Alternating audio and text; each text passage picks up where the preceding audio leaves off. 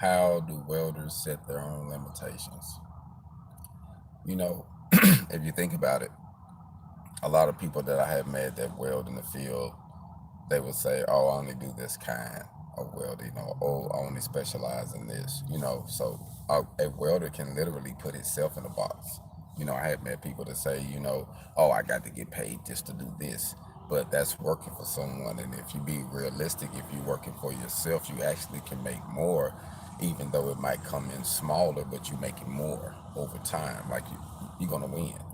But sometimes we get caught up in thinking of these system numbers. We think of, oh, I'm making $35 an hour, but they taking taxes out. You paying insurance. You probably got some type of crazy insurance. So when you all think about it, how much are you really bringing home saying that you make $35 an hour? You see what I'm saying?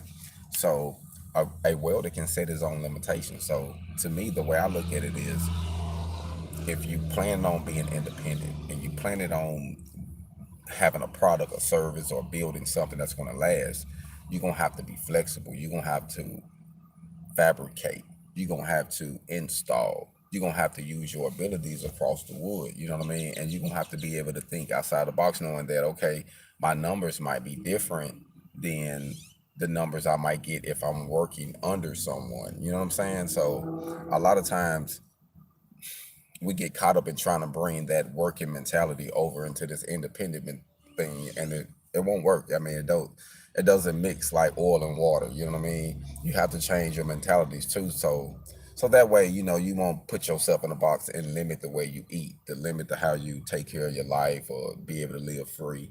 And then, it goes too with your personal habits. Everybody got their own habits. You know what I mean? I hear one guy try to knock one dude. He said, man, this guy over here, man, he spend all this money all the time, man, in the bars, this and this." And I'm thinking to myself, you know, he's sitting there talking about you spending all your money on the women. So I'm like, it's like the pot calling the kettle black. I mean, everybody got an issue. So, ain't no reason to point no finger at nobody because his issue was different than your issue.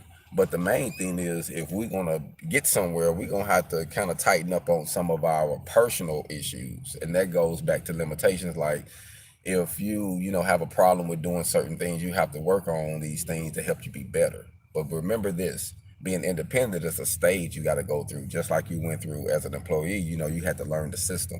So you want to learn the system being independent, but you don't want to stay independent because you want to get that independent money to be able to form your corporation, form your LLC or whatever. Or even if you starting off as an independent LLC, you want to be able to grow it. You know what I mean? You don't want to always depend on your sweat and labor. You know what I mean? You can come up with the ideal, get everything in motion where you can make money off of your ideas now. And then, you can have something really going. So you want to start off, you know, using your skills while you can, like, while you are able to get in the field and weld and do your thing, you want to do it. You know what I mean? Like, I met a guy, well, actually, I didn't meet the guy personally, but I heard of this guy.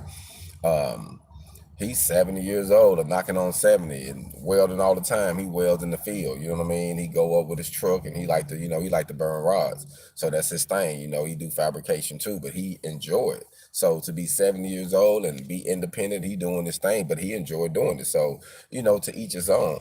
But I feel like, you should get to a point where, okay, I like doing this, but I want to, because me personally, field welding is what's going to get the income, the earned income to create my passive income and my products. You see what I'm saying? Because I want to create more products and fine tune the ones I got and build them up. You see what I'm saying? And be able to have a storefront, to be able to have a assembly line, be able to actually produce them. You see what I'm saying? But I got to start somewhere, and the best way to actually get this money is to use my earned income. Use what I'm doing with my welding skill in the back of my truck. Doing service calls. So now that I'm in OKC, I'm seeing certain needs that they have. So I'm gonna address um, the field welding needs when it comes to doing some installs or fixing something or helping someone fabricate something, and then also use that money to work on the products to have them out, because a lot of people here have trailer homes, a lot of people here have modular homes, a lot of people have manufactured homes. You know what I'm saying? So, RVs. So I can be able to service that need, and then you go back to the people who like to shoot. There's a lot of people that like to shoot here, so I can help them with that need. You see what I'm saying, with my target. So, and then, I got a couple more ideas that I want to, get off the ground. So, I feel like you have to start from somewhere, but you have to believe in yourself too. You have to believe that you can do whatever it is that you're trying to do, even though you might say, man, how I'm gonna pull this one off. I think that if you don't dream big enough where it scares you personally, then you ain't dreaming big enough. Keep dreaming, man. You want your stuff to be big, and if you got to work on you, then work on you. You know what I mean? I feel like that's what's going to make your company. That's what's going to make you better as a person, as an independent go getter. I mean, you got to work on you. You know what I mean? So keep that in mind, and just know that you don't want to place yourself inside of a box. You don't want to place yourself inside of this box feeling like, oh, you're gonna set limits on yourself being independent or being a welder. You know what I'm saying? You want to be flexible. I will always say be flexible. I won't say just do the field pipe welding. I will say do metal fabrication, installation too, structural welding too. I would say do everything. You know what I mean? But do whatever it takes to get you to that next level. You know what I mean? And if it's in your heart to really be independent, then you want to use those stages, because I feel like they are needed, man. We got to go through them. It's like someone um, just becoming a boss and ain't never been under no one, and he get to treating everybody bad, like he never seen the process. But if he started from here and he grew up here, then he knew. Then he treats his people different, because he's like, man, I've been there. I know how the system works. You see what I'm saying? And he actually will be a better boss than the person who never went through those stages. So, I just feel like, man, we got to go through these stages as far as working for someone, putting our time in. You got to put your time in. So, I never say, I never not working for someone, because I feel like that's how you learn. That's how you network. So if you got to punch a clock, do what you got to do. But your goal is to use that knowledge later to build yours. If it's in your heart to build. Some people just want to, make that top dollar and be like, hey, I'm good, man. I done made it. I done got the truck. You know what I mean? I done got the house with the fence. You know what I'm saying? I done got the boat or the little toy in the yard. You know what I mean? I'm good. You know what I mean? So everybody got their own thing. So whatever it is that you do, you know what I mean, just to me, just don't set limits on it, man. You know what I mean? Um, so I feel like with the welding trade personally, that you can be able to tap in so many different sources, man, that once you actually embrace it and you really understand it and how you can cross over to different fields, man, you'll see your asset. And then that's when you have to find your niche, when you be like, okay, where do I fit in at? Where can I really help out? Where can I really give the market something of value? You know what I mean?